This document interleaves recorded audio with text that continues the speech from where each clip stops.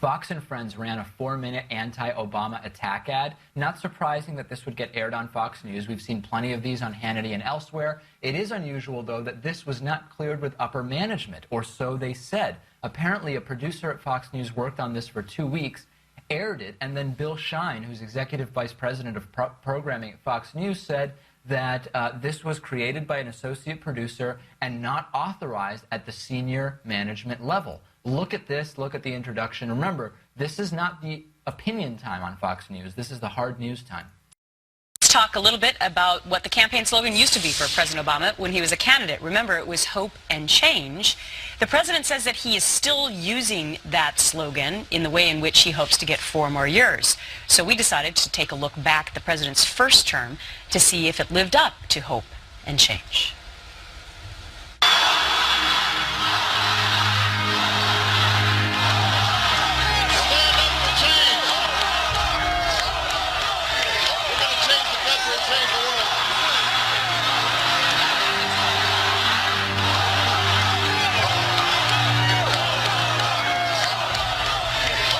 Time to stand for change. When you decide it's time for change to happen, guess what? Change happens. Change comes to America. There is, of course, another responsibility we have to our children. That's the responsibility to ensure that we do not pass on to them a debt they cannot pay. I pledge to cut the deficit in half by the end of my first term in office. All of us need to act more responsibly on behalf of a better economic future. Hope has been the guiding force behind the most improbable changes this country has ever made.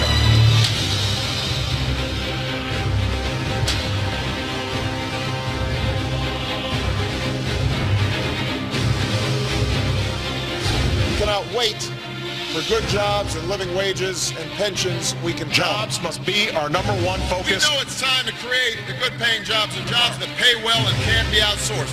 Instead of concentrating on job creation, President Obama has concentrated on growing government. We are making progress. I don't put people on food stamps. People become eligible for food stamps. If you want to create jobs, the quickest way to do it is to provide more funding for food stamps. It's an honor to be a food stamp president. More people have been put on food stamps by Barack Obama than any president in American history. We are becoming a society that makes poverty more comfortable. Now we need to pass a rescue plan for the middle class. A plan that will provide every family some immediate relief to cope with rising food and gas prices. We don't have a silver bullet when it comes to gas prices. Exxon's making $40 billion a year, and we're paying $3.50 for gas. We can't just drill our way to lower gas prices. The American people are demanding a solution to high gas prices. You've seen how quickly the price of gas is going up. If you're complaining about the price of gas and you're only getting 8 miles a gallon, well, you definitely need a hybrid van The then. price at the pump is painful, but the agony doesn't end there. Gasoline prices have gone up, food prices have gone up. Faced with soaring shipping costs, food suppliers and manufacturers are raising prices. It must be catching on because in these last few weeks, everyone's talking about change. I'm thinking about the Americans who are losing jobs and homes and their life savings. Hardworking Americans who deserve to know that their efforts have resulted in a secure future, including a secure retirement. This recession has not only led to the loss of jobs, but also the loss of savings. Having too little in savings places in jeopardy so many dreams. So much of their hard-earned savings have disappeared. 23 million people out of work or stopped looking for work. More Americans are out of work. Inflation rising faster. Motorists already feeling pain. Working-age Americans actively looking for a job is at the lowest level in 30 years. Prompting fear we'll see those long gas lines of the 70s. And at the checkout line shows no sign of letting up. Prices for some of your everyday items shooting through the roof. Oil prices hit record highs. The nation's debt continues to grow. And soaring interest payments on all this borrowing, it's slim pickings for other spending. That's the power of hope. That's the change we seek. That's the change you can stand for.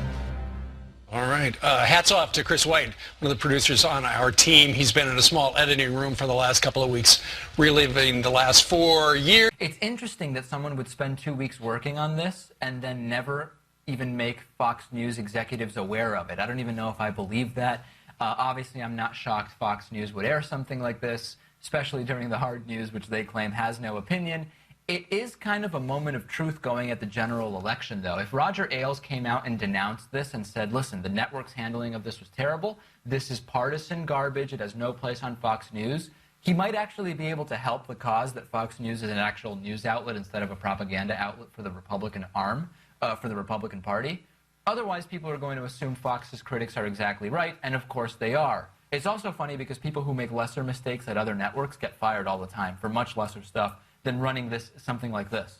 Right. So is he going to say anything about it? I doubt it. I think the critics of Fox News are right. I guess so.